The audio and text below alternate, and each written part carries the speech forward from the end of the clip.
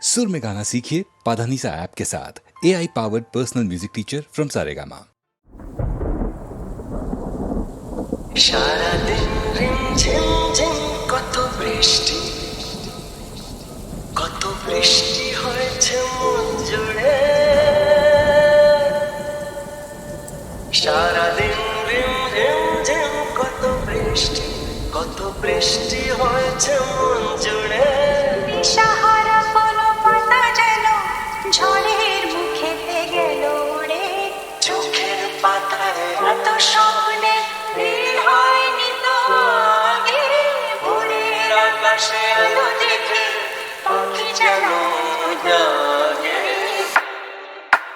চঞ্চল মন আনমনা হয় যে তার ছোঁয়া লাগে। চঞ্চল মন আনমনা হয় যে তার ছোঁয়া লাগে।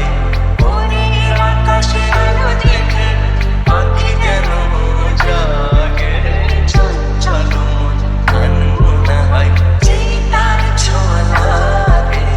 চঞ্চল মন আনমনা হয় যে তার ছোঁয়া লাগে।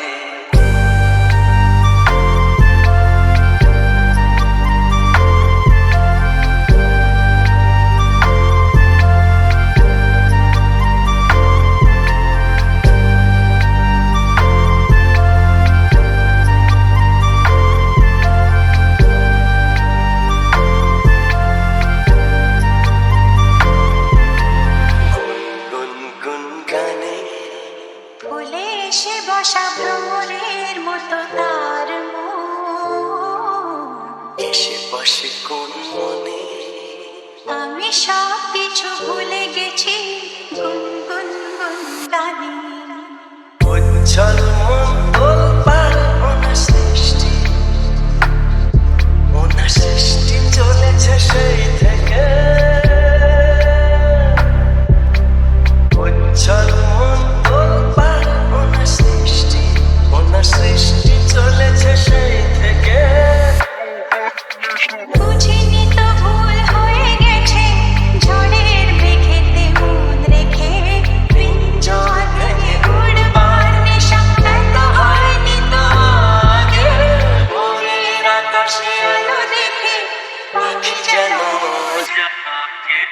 চঞ্চল মন আনমনা হয় যে তার ছোঁয়া লাগে। চঞ্চল মন আনমনা হয় যে তার ছোঁয়া লাগে। ভোরের আকাশে আলো দেখে পাখি যেন জাগে। চঞ্চল মন আনমনা হয় যে তার ছোঁয়া লাগে। চঞ্চল মন আনমনা হয় যে তার ছোঁয়া লাগে।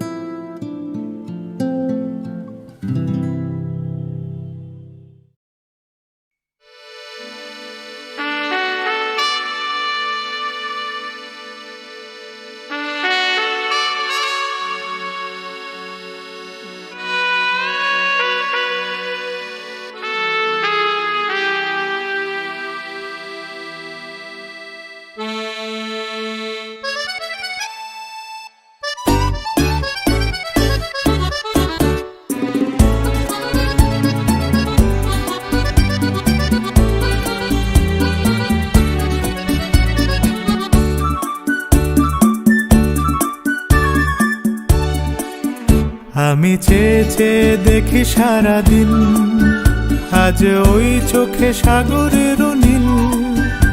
আমি তাই কি গান গাই কি, বুঝি মনে মনে হয়ে গেল মিল। আমি চেয়ে চেয়ে দেখি সারাদিন, আজ ওই চোখে সাগরের নীল। আমি তাই কি গান গাই কি বুঝি মনে মনে হয়ে গেল মিল।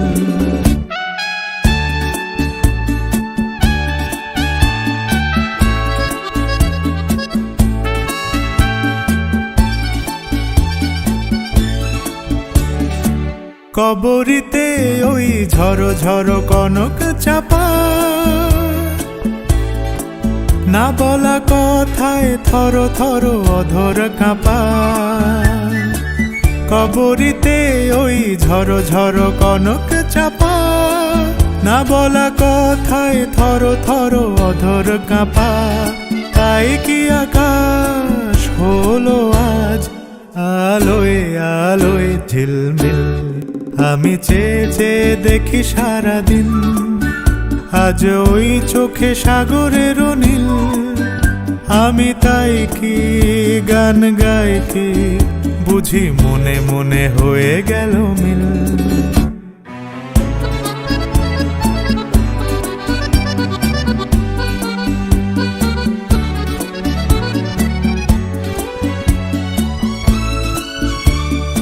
এই যেন নয় গো প্রথম, তোমায় যে কত দেখেছি স্বপ্নেরও তুলি দিয়ে, তাই তোমার সে ছবি এঁকেছি।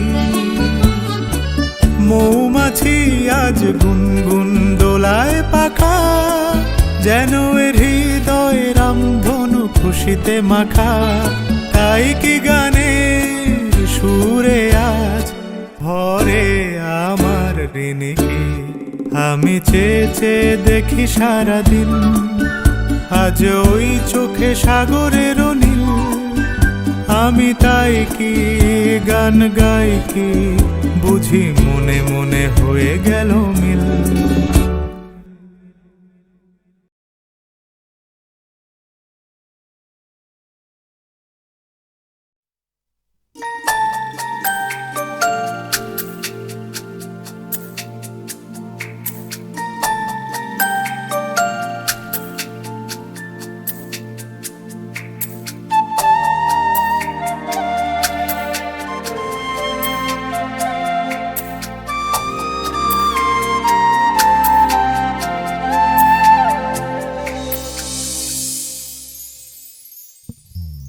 চঞ্চল মন আনমনা হয় যে তার ছোঁয়া লাগে।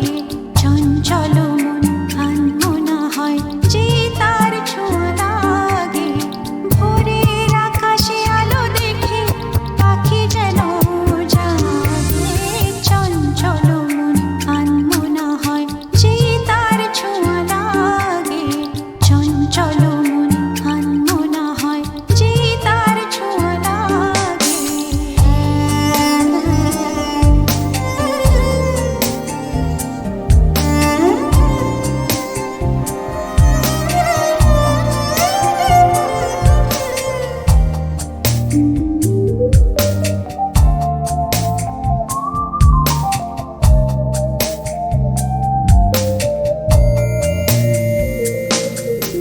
সারাদিন রিম ঝিম ঝিম কত বৃষ্টি, কত বৃষ্টি হয়েছে মন জুড়ে। সারাদিন রিম ঝিম ঝিম কত বৃষ্টি, কত বৃষ্টি হয়েছে মন জুড়ে। দিশাহারা কোনো পাতা যেন ঝড়ের মুখেতে গেল উড়ে। চোখের পাতায় এত স্বপ্নের ভিড় হয়নি তো আগে। ভোরের আকাশে আলো দেখে পাখি যেন জাগে। চঞ্চল মন আনমনা হয় যে তার ছোঁয়া লাগে। চঞ্চল মন আনমনা হয় যে তার ছোঁয়া লাগে। ভোরের আকাশে আলো দেখে পাখি যেন জাগে। চঞ্চল মন আনমনা হয় যে তার ছোঁয়া লাগে। চঞ্চল মন আনমনা হয় যে তার ছোঁয়া লাগে।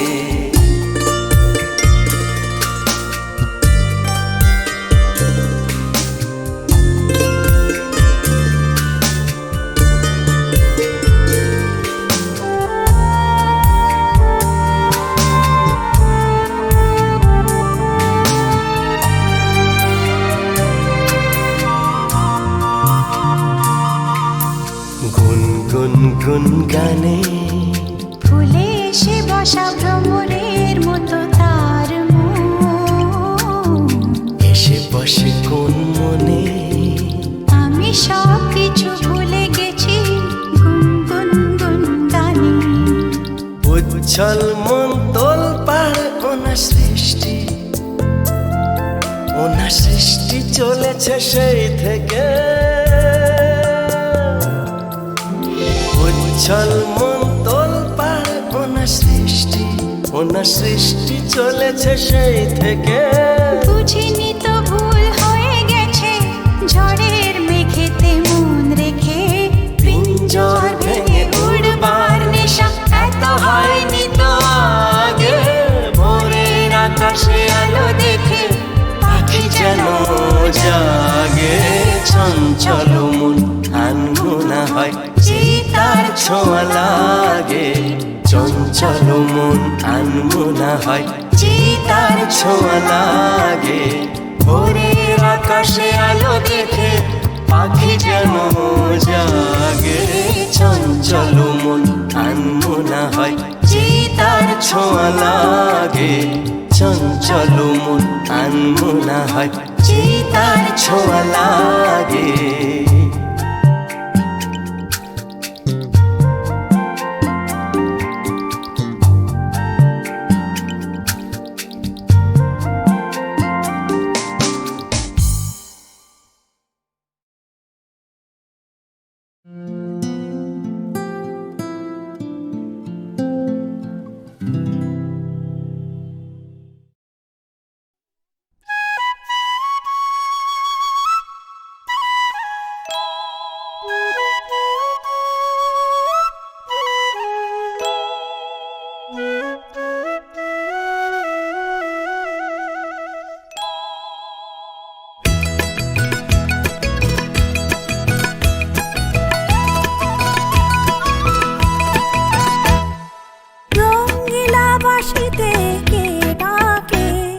ঘুম ঘুম নিঝুম রাতের মায়ায়।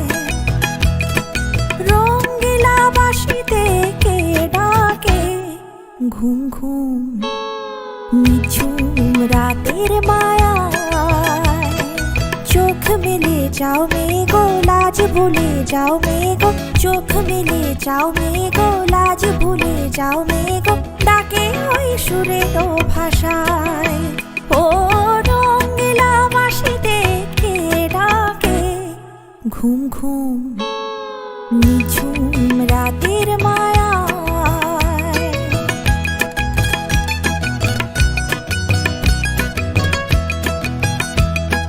রূপসী নদীর বধুয়ার হাওয়ায় দোলা মহুয়ার মনে কে আগুন জ্বালায়। ও রূপসী নদীর বধুয়ার হাওয়ায় দোলা মহুয়ার মনে কে আগুন জ্বালায়। ও রঙ্গিলা বাঁশিতে কে ডাকে ঘুম ঘুম নিঝুম রাতের মায়ায়।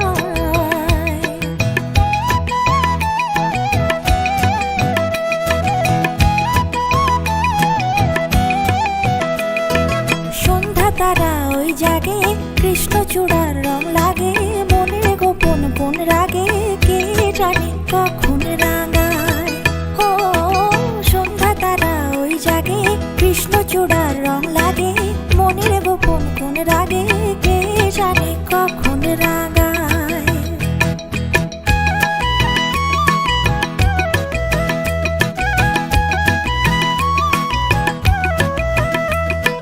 হরিণীর মতো পায় বুনো মেয়ে ছুটে যায়। পিয়ালের আঙিনায় গুনো গুনো অলি গায়। চন্দনা কয় শিমুল শাখায়। ও চাঁদ যা শুনে যা মায়া জাল যা বনে যা। ও চাঁদ যা শুনে যা মায়া জাল যা বনে যা। আইরে নেমে মেঘের ভেলায়। আইরে নেমে মেঘের ভেলায়। বাসা বাঁধার স্বপ্নে চলছে কে গো আনমনে গান গে নতুন আশায়। ও রঙ্গিলা বাঁশিতে কে ডাকে ঘুম ঘুম নিঝুম রাতের মায়া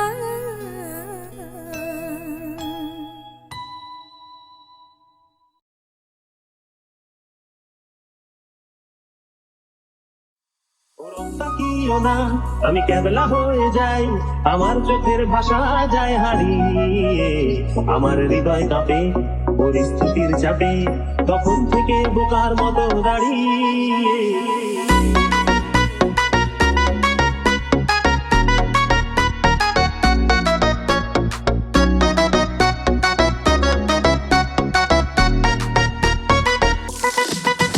তুমি চায়ের কাপ হাতে ব্যালকনিতে আমায় নিয়ে ছেলে খেলা করো আবার, আমার পায়ে চিঠি আমি জ্ঞান হারিয়েছি, কখন যে বৃষ্টি নেমেছে জানি না।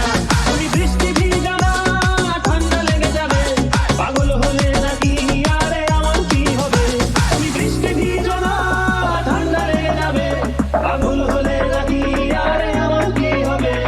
আমার যে কি হবে, আমার কি হবে, আমার যে কি হবে, কি হবে?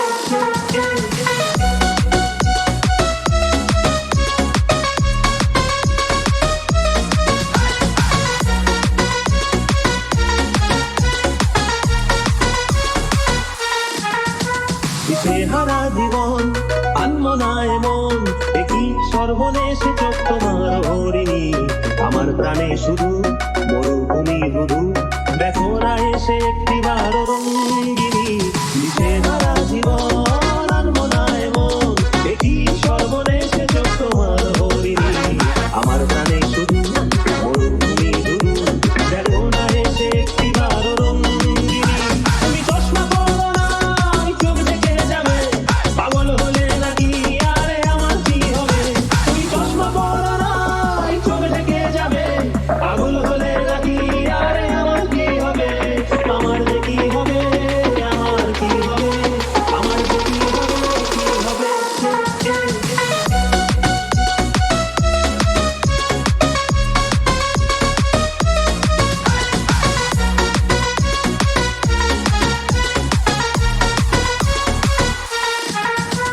তুমি শুধুই উদাস, জল জ্যান্ত লাশ, তোমার কথাই নিয়ে মাথায় সারাদিন।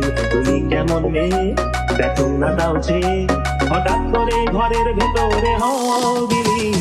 আমি শুধুই উদাস, জল জ্যান্ত লাশ, তোমার কথাই নিয়ে মাথায় সারাদিন। তুমি কেমন মেয়ে দেখো না তাও চেয়ে, হঠাৎ করে ঘরের ভেতরে হও বিলীন। তুমি পর্দা টেনো না, আধার নেমে যাবে, পাগল হলে নাকি আরে আমার কি হবে? তুমি পর্দা টেনো না, আধার নেমে যাবে, পাগল হলে নাকি আরে আমার কি হবে?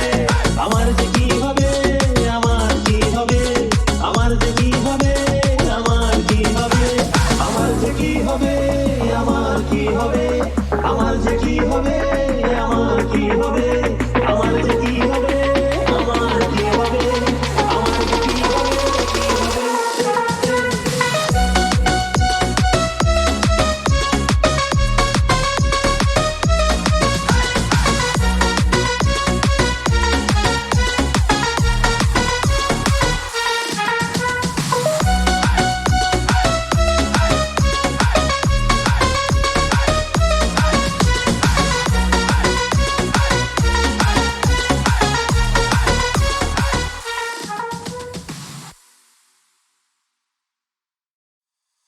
তাকিও না, আমি ক্যাবলা হয়ে যাই, আমার চোখের ভাষা যায় হারিয়ে, আমার হৃদয় কাঁপে পরিস্থিতির চাপে, তখন থেকে বোকার মতো দাঁড়িয়ে।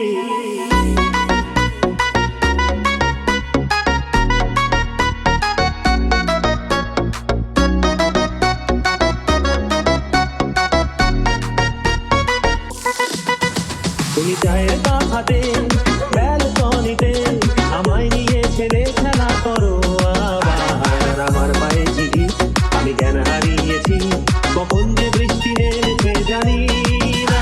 তুমি বৃষ্টি ভিজা না, ঠান্ডা লেগে যাবে,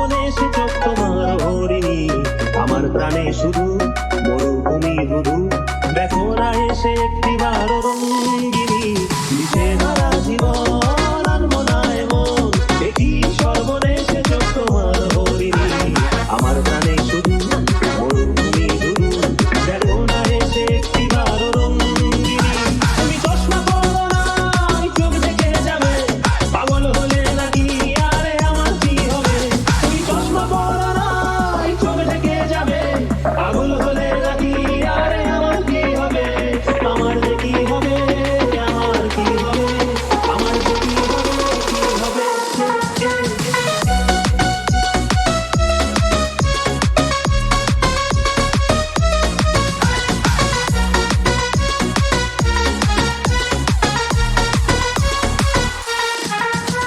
তুমি শুধুই উদাস জল জ্যান্ত লাশ তোমার কথাই নিয়ে মাথায় সারাদিন তুমি কেমন মেয়ে দেখো না তাও চেয়ে হঠাৎ করে ঘরের ভেতরে হও বিলীন আমি শুধুই উদাস জল জ্যান্ত লাশ তোমার কথাই নিয়ে মাথায় সারাদিন তুমি কেমন মেয়ে দেখো না তাও চেয়ে হঠাৎ করে ঘরের ভেতরে হও বিলীন তুমি পর্দা টেনো না আধার নেমে যাবে পাগল হলে নাকি আরে আমার কি হবে তুমি পর্দা টেনো না আধার নেমে যাবে পাগল হলে নাকি আরে আমার কি হবে আমার যে কি হবে আমার কি হবে আমার যে কি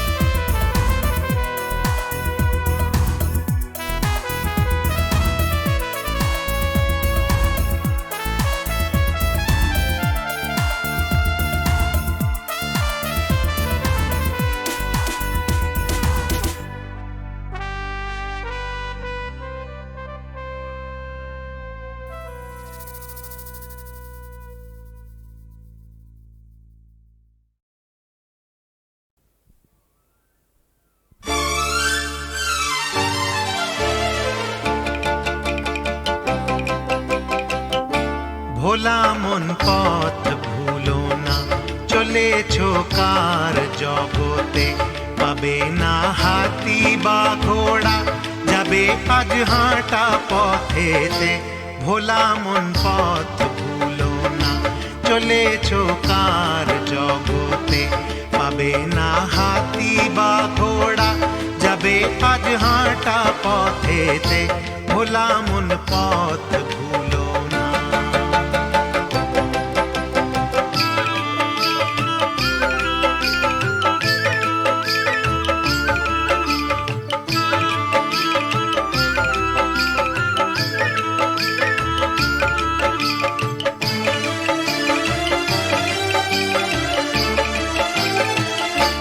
আছো সাধেরি ঘরেতে, এখানে থাকবে পড়ে সে।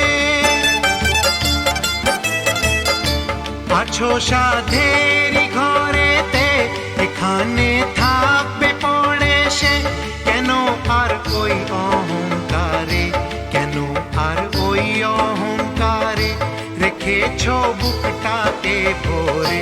ভোলা মন পথ ভুলো না, চলেছো কার জগতে।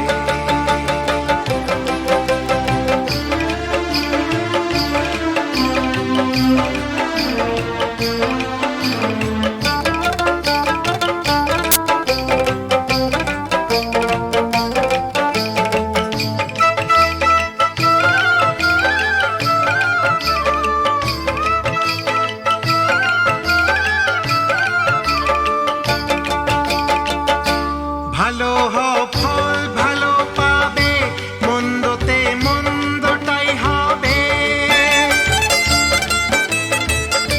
ভালো হও ফল ভালো পাবে, মন্দতেই মন্দটাই হবে। মেপো না লাভের হিসাবে, মেপো না লাভের হিসাবে, এখানে সব রয়ে যাবে। ভোলা মন পথ ভুলো না, চলেছো কার জগতে।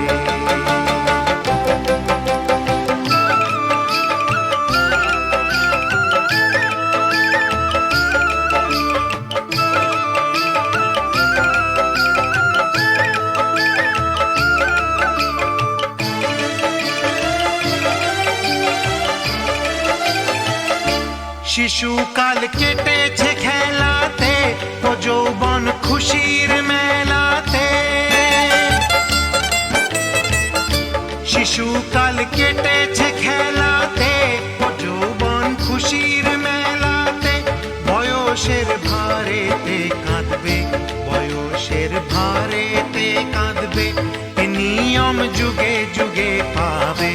ভোলা মন পথ ভুলো না, চলেছো কার জগতে, পাবে না হাতি বা ঘোড়া, যাবে আজ হাঁটা পথেতে। ভোলা মন পথ ভুলো না, চলেছো কার জগতে।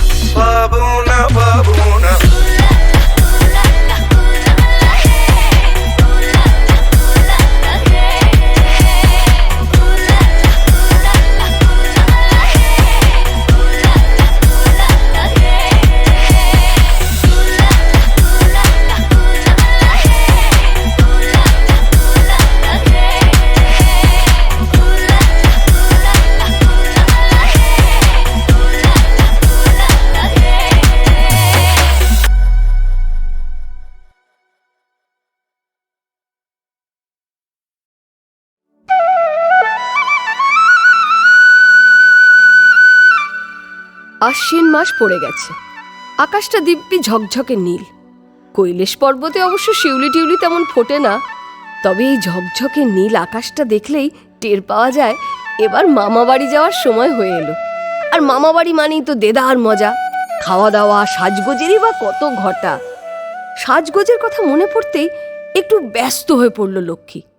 গত বছর মামা বাড়ি যাওয়া হয়েছিল একটু আগে আগে, তাড়াহুড়ো করে জিনিস গোছাতে গিয়ে ভালো কাপড়গুলোই নেওয়া হয়নি। না, এবার আর সেরকম হতে দেওয়া যাবে না, মনে মনে ভাবলে লক্ষ্মী। এখন থেকেই সব ঠিকঠাক করে রাখা ভালো।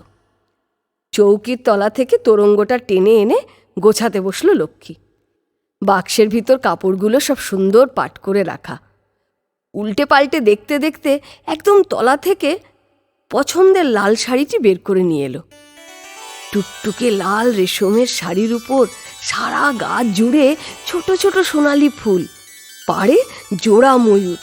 ভারী খুশি হয়ে শাড়িটিকে ঘুরিয়ে ফিরিয়ে দেখতে দেখতে হঠাৎ চমকে উঠল লক্ষ্মী। লক্ষ্মীর প্রচণ্ড চিৎকারে রান্নাঘর থেকে খুন্তি হাতেই ছুটে এলো দুর্গা। হাতের কাজ ফেলে দৌড়ে এলো শিব, সরস্বতী আর কার্তিক। গণেশও এলো একটু বাদে ভুঁড়ি দুলিয়ে। মেঝের উপর লাল শাড়ি কোলে বসে আছে লক্ষ্মী, কাঁদছে অঝোর ধারে। কি হয়েছে, কি হয়েছে জানতে চায় সবাই। ফুটো। তার মানে সবাই তো অবাক। আমার শাড়িতে ফুটো।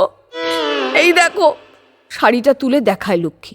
সত্যি শাড়ির 2-3 জায়গায় ছোট ছোট ফুটো, কিন্তু শাড়ি তো তোরঙ্গের ভিতরে ছিল, তাহলে ফুটো হলো কি করে? অবাক হয়ে জানতে চায় দুর্গা। 7 পুরনো শাড়ি তো পোকায় কেটেছে নিশ্চয়। পিছন থেকে টিপ্পনি কাটে গণেশ। মোটেই 7 পুরনো নয়, মাত্র 10 বছরের। ফুঁসে ওঠে লক্ষ্মী। হ্যাঁ, 10 বছরের পুরনো শাড়ি তুই জমিয়ে রেখেছিস? প্রতি বছর তো মামা বাড়ি গিয়ে নতুন নতুন শাড়ি পাস, সাধে কি আর তোকে সবাই কিপটে পিসি বলে?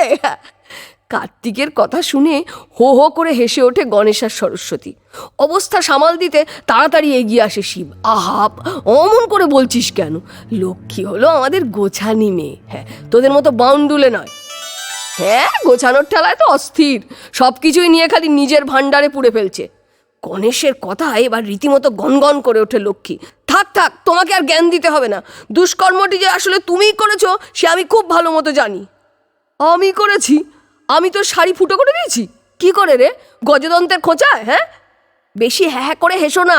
তুমি তো আর নিজে ফুটো করনি, করেছো তোমার ওই বাহন ইঁদুর। দেখ লক্ষ্মী, মিছিমিছি আমার বাহনের দোষ দিবি না। তোর শাড়ি তো তোরঙ্গেতে বন্ধ ছিল, ইঁদুর কি করে ঢুকলো শুনি? হ্যাঁ, বন্ধ ছিল, কিন্তু ডালা তো আলগা ছিল, তাই ফাঁক করে ঢুকেছে। তাহলে তো সেটা তোর দোষ। ইঁদুরের দাঁত শুলোয়, সে তো সামনে যা পাবে কাটবেই। তা বলে আমার শাড়ি ইঁদুরকে আজ 2 ভাই বোনে প্রায় মারামারি বাঁধে আর কি। অনেক কষ্টে লক্ষ্মীকে শান্ত করলো দুর্গা। গণেশকে টেনে নিয়ে গেল কার্তিক। তো সারা দিন ধরে ঘ্যান ঘ্যান ঘ্যান ঘ্যান করতে লাগলো লক্ষ্মী। তার নাকি আর ভালো শাড়ি নেই, অন্য শাড়ির সঙ্গে মানানসই গয়না নেই। তার নাকে কান্নায় বিরক্ত হয়ে শেষ পর্যন্ত কুবেরকে ডেকে পাঠালো শিব।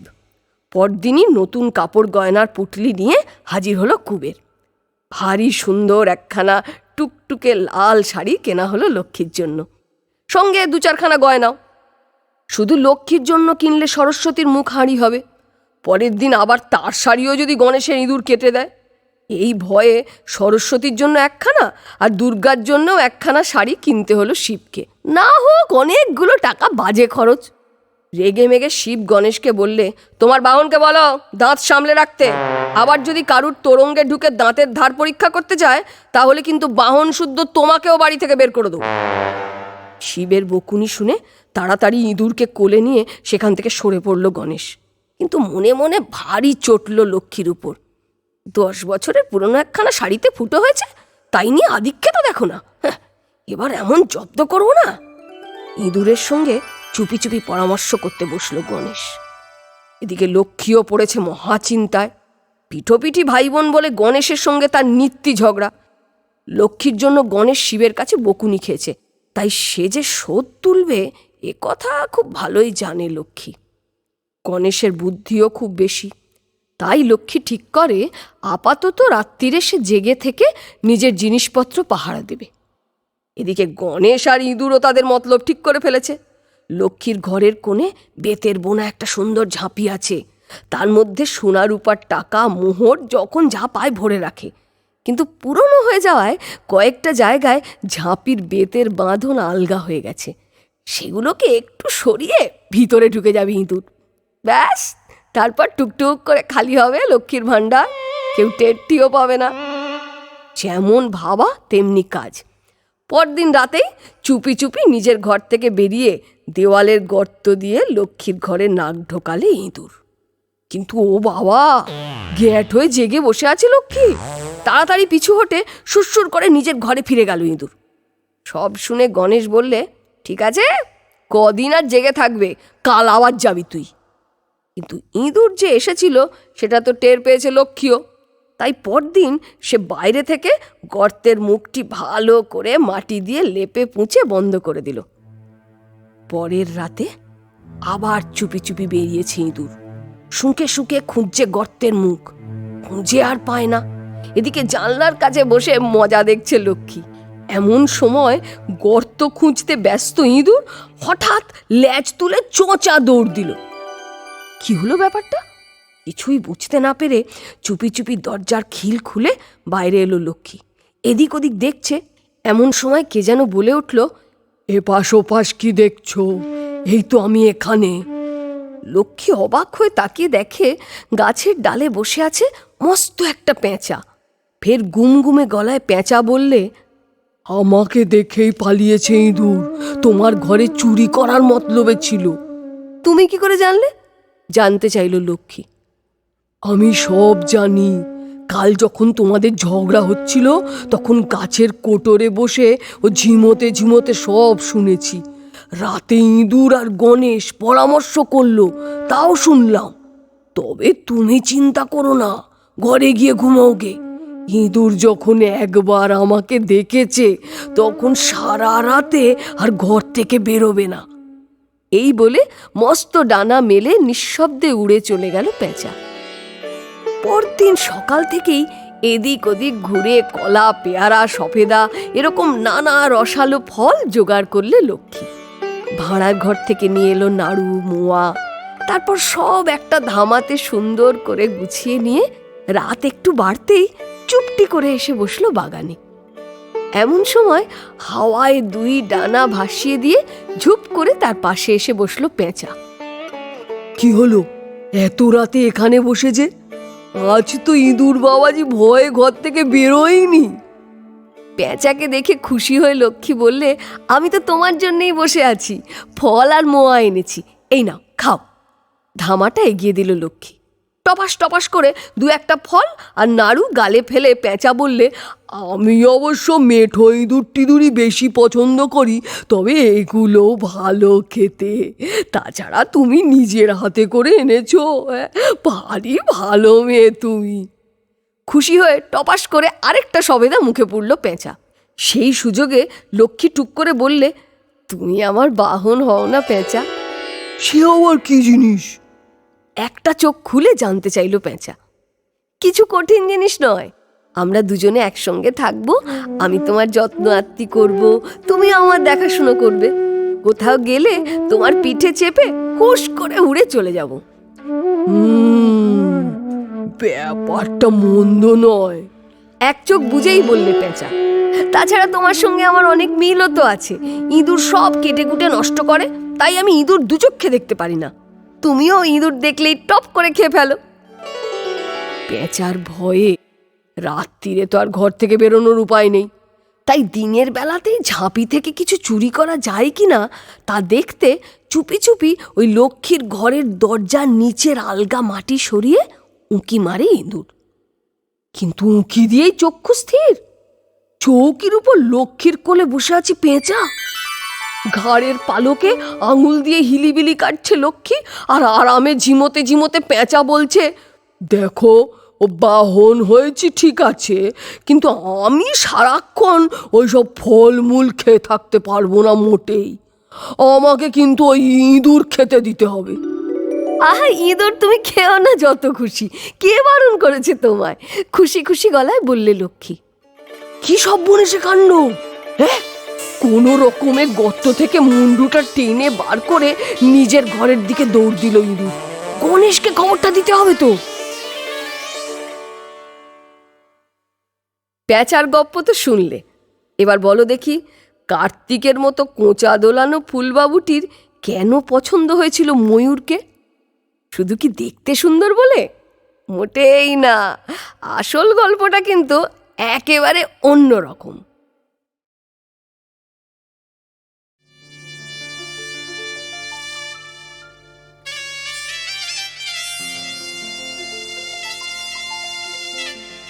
পুজোর পরব কাছে, ভাণ্ডার নানা সামগ্রীতে ভরা, কত বেনারসি কাপড়, কত সোনার অলংকার, আর ভাণ্ড ভরে ক্ষীর দই, পাত্র ভরে মিষ্টান্ন। মা সওগাত পাঠাচ্ছেন। বড় ছেলে বিদেশে রাজ সরকারে কাজ করে, মেজ ছেলে সওদাগর, ঘরে থাকে না। আর কয়টি ছেলে ভাইয়ে ভাইয়ে ঝগড়া করে পৃথক পৃথক বাড়ি করেছে, কুটুম্বরা আছে দেশে বিদেশে ছড়িয়ে। কোলের ছেলেটি সদর দরজায় দাঁড়িয়ে সারাদিন ধরে দেখছে। ভারে ভারে সওগাত চলেছে, সারে সারে দাসদাসী, থালাগুলি রং বেরঙের রুমালে ঢাকা। দিন ফুরলো, সওগাত সব চলে গেল। দিনের শেষ নৈবেদ্যের সোনার ডালি নিয়ে সূর্যাস্তের শেষ আভা নক্ষত্রলোকের পথে নিরুদ্দেশ হলো। ছেলে ঘরে ফিরে এসে মাকে বললে, মা, সবাইকে তুই সওগাত দিলি, কেবল আমাকে না। মা হেসে বললেন, সবাইকে সব দেওয়া হয়ে গেছে, এখন তোর জন্যে কি বাকি রইল এই দেখ। এই বলে তার কপালে চুম্বন করলেন। ছেলে কাঁদো কাঁদো সুরে বললে, সওগাত পাবো না। যখন দূরে যাবি তখন সওগাত পাবি, আর যখন কাছে থাকি তখন তোর হাতের জিনিস দিবি নে। মা তাকে দুহাত বাড়িয়ে কোলে নিলেন, বললেন, এই তো আমার হাতের জিনিস।